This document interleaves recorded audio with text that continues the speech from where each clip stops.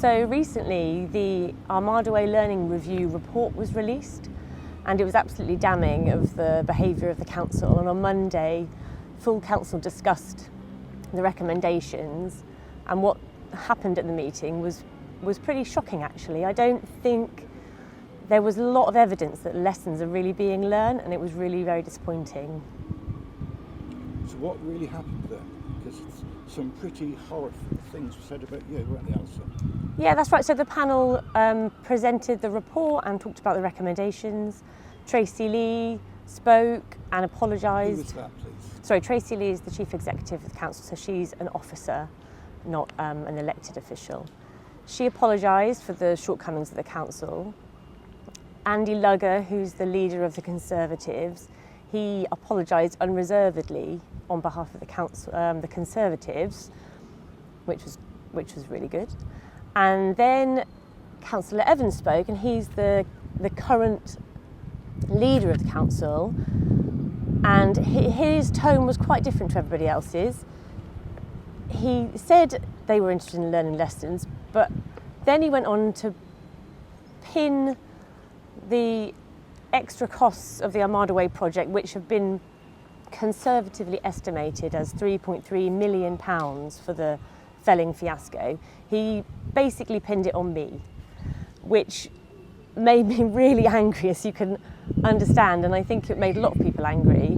It was quite a shocking display by him, and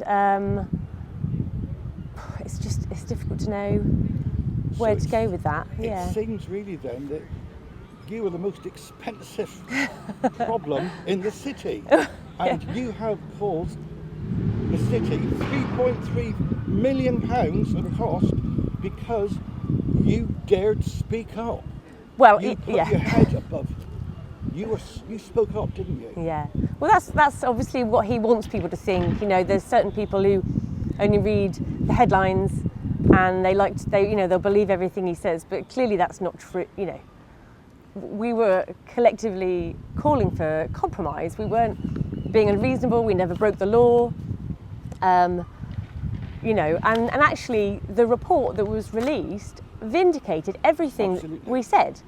So, and I made a list actually. So it said the council shouldn't have used the urgency procedure. They said a different approach would have led to greater transparency. They said the information shared by the officers was misleading. There were clear shortcomings in the accuracy and completeness and even-handedness of the reports. They failed to properly address the impact on the environment. They didn't have the appropriate permissions to carry out the felling. The way they kept the plan secret by the public was in conflict with the Nolan principles. The subsequent legal challenges exposed inaccuracy and poor record keeping. The consultation, so obviously a lot of the issues that we had with the project was the poor consultation, and people were really upset about it. Well, there wasn't any, was there? Well, no, and that's what the report found. That yes, there was none. even the consultation which they did in 2018, there was little evidence that it impacted on the project, and actually all of the consultation was pointless. The meaningful community engagement they did in But it ticked the box, didn't it? 2023, which was as a result of our petition, Yes. They called it a hollow gesture and said it was too late to impact on the design. And yet, strangely enough, Alison, it's your fault. Yes, yeah, that's How amazing. well, interestingly as well, because the legal challenge was dragged out by the council, who was led by Councillor Evans at the time. They dragged it out. He sort of made out like I knew it was academic and I dragged it out for some other reason other than trying to get to the bottom of it, which is absolutely not true. Multiple judges agreed with us that it wasn't academic, and actually their conduct was never found to have not been unlawful. So the report actually said the objectors, who by any reasonable assessment had right and reason to pursue their complaints.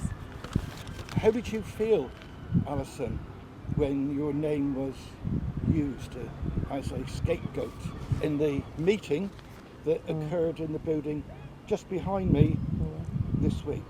I was really angry actually. A few people shouted at him, called him a liar. Yes, I heard that. And then we left. It was actually the first time I've ever left a council meeting, and I was horrified. You know, the meeting was meant to be about reconciliation. Healing wounds, learning lessons, and that's it feels very much like Evans is just incapable of learning lessons. It's business as before. It's business as usual, and it's really depressing because all of these failings, 18 recommendations by the panel, were only exposed because of our campaign. And really, they, you know, like Tracy Lee did sort of say, you know, they are taking them on board, and that's how they get better. And had we not had our campaign, none of this would have been exposed, and they would just be carry on doing all this stuff wrong. So